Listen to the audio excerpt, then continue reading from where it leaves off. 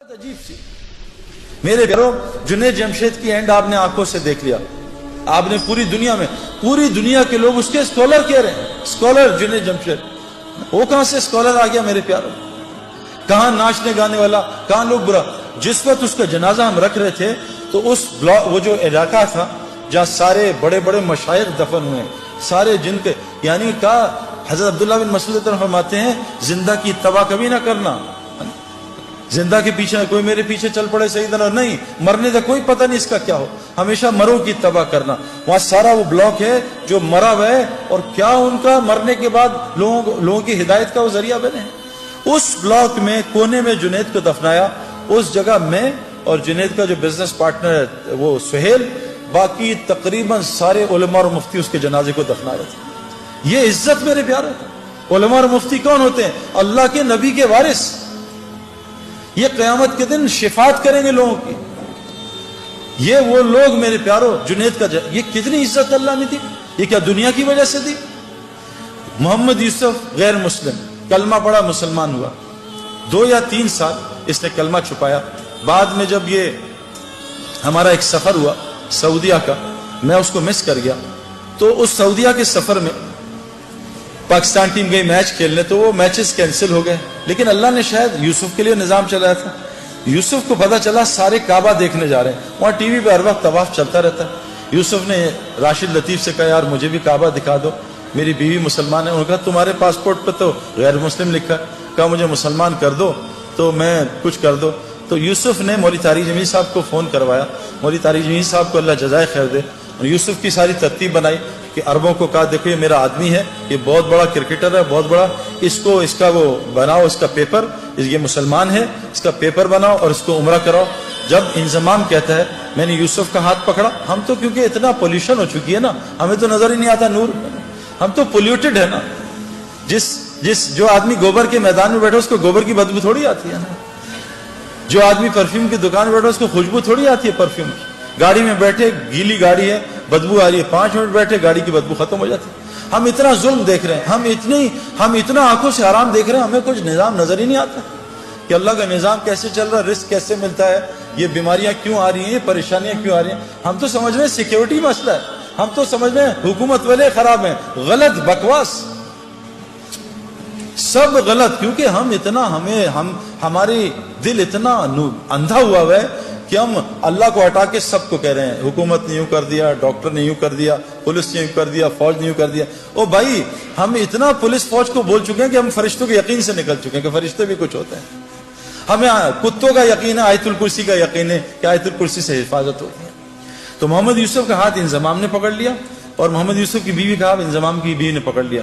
کہا یوسف میں نے خود یہ ایکسپیرینس کیا ہے، مجھے سعید بھائی نے بتایا تھا، اور یہ حدیث میں آتا ہے کہ جو آدمی کعبے کو پہلی دفعہ دیکھے، اور میں قسم کھا کے کہنے کو تیار ہوں، میں نے کعبے کو پہلی دفعہ دیکھ کے جو دعا مانگی تھی وہ اللہ تعالیٰ نے ایسی قبول کی میں آپ کو بتا بھی نہیں سکتا.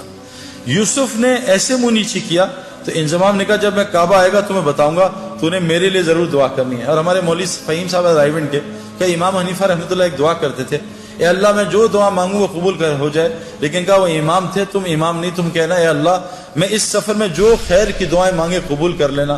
یوسف نے جب کعبے کو دیکھا اور یوسف کی بیوی نے کعبے کو دیکھا، دونوں نے چیخ ماری اور اتنا روئے ہیں کہ میں آپ سوچ سکتی ہوں کہ ان کا دل پاکیزہ تھا، نئے نئے مسلمان ہوئے تھے. ان کو کعبے میں پتہ نہیں کیا نظر آیا جس کو میں اور آپ دیکھنے سے محروم ہیں. واپس آئے، یوسف نے کہا آج کے بعد ایسی کی تیسی، میری کرکٹ جائے، جان جائے، جو مرضی ہو، میں کلمہ اناؤنس کروں گا. عبدالوہاب صاحب حاجی سے مشورہ کیا، حاجی صاحب سے، حاجی صاحب نے کہا اعلان کر دے. یوسف نے کلمے کا اعلان کیا. میرے پیارے بہنوں اور دوستوں، بھائیوں، یوسف اتنا بڑا کھلاڑی نہیں تھا جتنا اس نے ریکارڈ کیے. اس نے 5 سال میں سارے ریکارڈ توڑ دیے. بریڈ مین دنیا کا بہترین کھلاڑی، اس کا ایک ریکارڈ توڑا، 2 شاید. ویب ریچرڈ جو میرا فیوریٹ کھلاڑی تھا اس کا بھی ریکارڈ توڑا. اتنے 5 سال میں ریکارڈ توڑ دیے کہ ہم حیران پریشان رہے. میں آپ کو صرف یہ سمجھانا چاہتا ہوں دین میں لگنے سے دنیا کہیں نہیں جاتی. جو دنیا اللہ دیں گے آپ کے خوابوں میں نہیں ہے. یہ ظالم باطل ہمیں دھوکہ دے رہا ہے. میں اس دھوکے سے ایک ڈبکی مار کے آ رہا ہوں اور آپ کو بتا رہا ہوں مت اس دھوکے میں پڑو، نکل آؤ دھوکے سے. یہ دنیا چند سیکنڈوں کا مزہ ہے. یہ لڑکی پہ نظر پڑی، چند منٹ کا مزہ، اس کے بعد دماغ خراب، دل خراب، پریشانی، اریٹیشن، چند سیکنڈوں کا مزہ ہے. میں نے نیا موبائل لیا, یہ 5 چل رہا ہے نا, آج کل 7 آیا ہوا ہے. میں ان پنگوں میں ساری زندگی گزاری. یہ نیا موبائل کا انہوں نے ایڈ دے دیا 7 ہر جگہ ایڈ آ رہا ہے 7. دوست بتا رہے ہیں سعید بھائی آپ نے 7 لے لیا, ہر جگہ سے دعوت چل رہی ہے, دعوت چل رہی ہے. اب نماز میں 7 آ رہا ہے, رکوع میں سجدے میں 7 آ رہا ہے. جس دن میرے ہاتھ میں 7 آیا اور میں نے 7 2 دن استعمال کیا, میں کہا نہیں یار اب 8 کا انتظار کرو.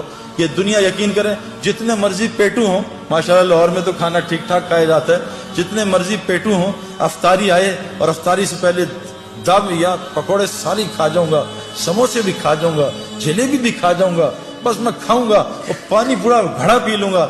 جہاں 2 پکوڑے گئے, سموسے گئے, بھوک بھی ختم, مزہ بھی ختم. یہ دنیا جیسے ایک پلیٹ کھائی بریانی کی, مزہ آیا, پھر دوسری لی تو مزہ کم ہوا, تیسری بالکل, چوتھی پہ کہا یار مجھے الٹی آ جائے, بس کرو.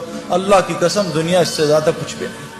آج ہم سب دنیا سے آخرت بنانا, دنیا بنانا چاہ رہے ہیں, نہیں بنے گی اگر ہم آخرت کی محنت میں لگ گئے. اگلی مثال, یہ انضمام الحق پاکستان کرکٹ ٹیم سے نکال دیا گیا, مجھے کپتان بنایا. ان کا سب کو سلیکٹ کرنا, انضمام کو سلیکٹ نہ کرنا.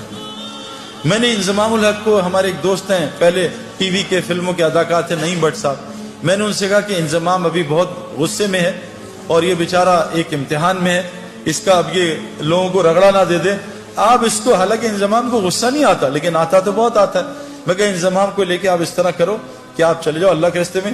انضمام نے 10 دن لگائے, سارا غصہ نیچے آیا, اور 10 دن لگانے کے بعد اللہ کے راستے میں 10 دن لگانے کے بعد اس کو اللہ نے واپس کپتانی دی, اور 5 سال میں پاکستان کے ٹاپ کیپٹنز میں شمار ہونے لگا. پہلی اننگز میں جا کے 326 کیے.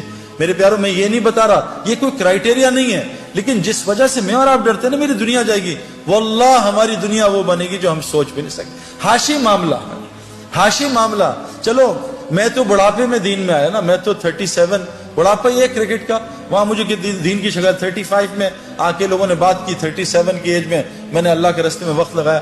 میں 35 کرکٹ کا بڑھاپا ہے, سپورٹس کا بڑھاپا ہے. ہاشم معاملہ ایک ٹین ایجر, اس کو ساؤتھ افریکنز نے کہا ہم تمہیں کرکٹ کھلائیں گے, تمہیں اتنے $1 ملین رینٹ دیں گے, تمہیں یہ دیں گے, تمہاری یہ لائف ہوگی, تم نے بس ایک شراب کا اسٹیکر لگانا ہے. اس نے کہا لعنت بھیجتا ہوں کرکٹ پہ, میں اللہ رسول کا حکم نہیں توڑ سکتا. آج ہاشم معاملہ ساؤتھ افریکن کا موسٹ ریسپیکٹو سٹیزن بنا ہوا. کیوں یہ کیا ذلیل ہو رہا ہے ہاشم معاملہ؟ میں 40 دن گیا جماعت میں, 2 مہینے بلکہ, ساؤتھ افریقہ, کچھ دوستوں کے ساتھ جماعت میں ہم گئے. جب مجھے ڈربن میں انویٹیشن انہوں نے دیا کہ آ کے یہاں بات کو اسٹیڈیم میں, اس کی ٹیم کے کھلاڑی بھی تھے اور مختلف قسم کے وہ اسکوررز اور کامنٹیٹرز. ہاشم معاملہ بھی وہاں جہاز سے اترتے ہی میرے پاس پہنچ گیا, حالانکہ لمبے سفر سے تھا. اسے کسی نے بتایا سعید بھائی جو ہے, سعید انور جو ہے وہ ڈربن اسٹیڈیم میں اسپیچ کر رہے ہیں. جنید جمشید مروم اور ہم ساتھ تھے جماعت میں, تو ہمارے ساتھ میری آ کے بات سنی. میں نے اس کے کھلاڑیوں سے پوچھا کہ ہاشم کا کیا اثر ہے تم پہ, یہ تم سے اسلام کی بات کرتا ہے, کہ آج تک اس نے اسلام کی بات نہیں کی. میں کہا پھر اس کا کیا اثر ہے؟ کہ جب ہم میچ ہارتے ہیں یا ڈپریس ہوتے ہیں یا ہم جلدی آؤٹ ہو جاتے ہیں, فیلر ہوتا ہے, ہاشم معاملہ جب نماز پڑھنے لگتا ہے نا اور جب قرآن پڑھنے لگتا ہے, ہم اس کے چہرے کی طرف دیکھتے ہیں, اس کے چہرے کو دیکھ کے ہمیں سکون ملتا ہے, ہم سوچتے ہیں اس کے اندر کتنا سکون ہے. میرے پیارو, مچھلی کو سکون تو پانی میں ملتا ہے, یہ پانی کے باہر تلاش کر رہی ہے. کتنی مثالیں آپ کو دنیا کو دوں. میں نے ان آنکھوں سے میں آپ کو کیا بات بتاؤں کہ جو لوگ تبلیغ کا, دعوت کا صحیح کام کر رہے ہیں, میں نے امریکہ گیا ہوں, میں پوری دنیا پھروں, اللہ تعالیٰ دنیا میں ان کو, کیوں کہ اللہ نے قرآن میں فرمایا ہے جس کا مفہوم ہے کہ جو بھی نیک عمل کرے گا, چاہے عورتیں ہوں یا مرد ہوں, اللہ قرآن میں کہہ رہے ہیں جو بھی نیک عمل کرے گا, عورت ہو مرد ہو, شرط مومن ہو. اللہ کہہ رہے ہیں لام اور نون قرآن میں جہاں آتا ہے اس کا مطلب ہے اوبلیگیٹری ہو جاتا ہے, اس میں کوئی ڈاؤٹ نہیں ہے. اللہ کہہ رہے ہیں لام اور نون ملا کے کہہ رہے ہیں کہ میں ضرور بالضرور 200% میں اس کو حیات طیبہ کہتے ہیں, جنت فردوس کی زندگی کے ایپیٹائزر کو, میں اس کو دنیا میں بسر کرواؤں گا, جنت کی زندگی یہاں بسر کرواؤں گا. آج مسلمانوں پہ زندگی جو ہے وہ جنت کے نہیں ہے میرے پیاروں. کیوں کہ آج مسلمانوں میں کیا ہے, دیکھو جنت کی زندگی کے علامات ہیں, جہنم کی زندگی کے علامات ہیں. جب سردیوں کے ریکارڈ ٹوٹنے شروع ہو جائیں, علامت ہے کہ ٹھنڈی جہنم سانس لے رہی ہے کہ ان کو میرے پاس بھیجو.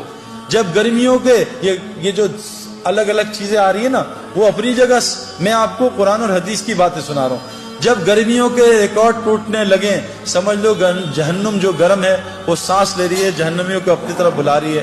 آج پوری دنیا میرے پیارو یہ اس کا شکار ہے۔ جنت کی زندگی کیا ہے؟ الا قیلا سلاما سلاما، الا قیلا سلاما سلاما۔ ہمارے اندر سے سلام ہی ختم ہو گیا ہے۔ جہاں سلام سلام سلام ہو یہ جنت کا ماحول ہے، جہاں گالم گلوچ غیبت جھوٹ بد نظری یہ جہنم کا ماحول ہے۔ جہاں تو میں لڑائیاں جہنم میں یہی ہوگا، تو نے مروا دیا، تیری وجہ سے ہوا، تیری وجہ سے میں فیل ہو گیا، تیری وجہ سے کاروبار میں نقصان ہو گیا۔ یہ جہنم کی علامات ہیں۔ جیلوں کا بڑھ جانا، ہسپتالوں کا بڑھ جانا، کورٹ کچہریوں کا بڑھ جانا، مسلمانوں کا آپس میں لڑنا، میرے پیارو یہ علامت جنت کی نہیں ہے۔ یہ جو تبلیغ کی محنت ہو رہی ہے نا، یہ اس لیے محنت ہو رہی ہے کہ ہم ایسی وہ محنت کر لیں جو حضرت محمد صلی اللہ علیہ وسلم نے صحابہ پہ کی۔ اللہ نے 35 سال کی صحابہ پہ محنت پہ ان کو وہ دنیا دی کہ 70% دنیا ان کے قدموں میں آ گئی تھی۔ مدینے میں ایک آدمی زکوٰۃ لینے والا نہیں تھا۔ عمر بن عبدالعزیز جو تابعی تھے ان کے زمانے میں پورے افریقہ میں ایک زکوٰۃ لینے والا آدمی نہیں تھا۔